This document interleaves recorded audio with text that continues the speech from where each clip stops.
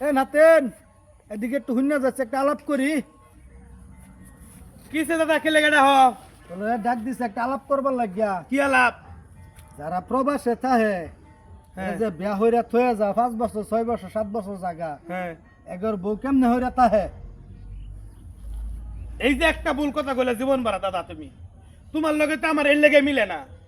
যারা প্রবাসে থাকে বউ বাইক থইয়া, এরা যে কত নি কষ্ট করে প্রবাসে থাকিয়া কামাই হইয়া টিয়া পয়সা ভাড়া বাপ মা খা, বউ ফুলাবান খা, অনেক কষ্ট করে। সৌদি, কাতার, বাহারাম, ওমান, যারা প্রবাসী আছে আমাদের বাংলাদেশের লোক, এই প্রবাসীর লেগে আমরা বাংলাদেশটা চলে। কিরম চলে? আমার ভাই তোমার ভাই বিদেশ না থাকুক, তাগর টেয়া দেয় কিন্তু আংশ সংসার চলে। যদি বিদেশ থেকে যদি মনে করেন এমনিটা না ভাড়া টাকা না ভাড়া, কিন্তু আঙ্গর বাংলাদেশে হাহাকার হয়ে যাব।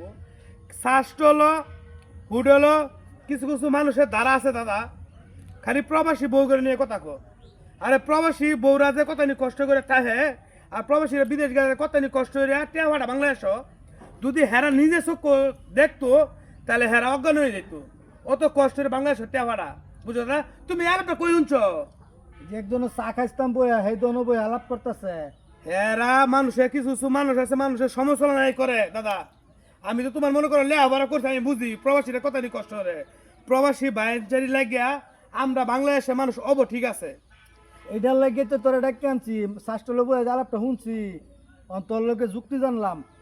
তাই দাদা তুমি কামটা বালাই হরছ।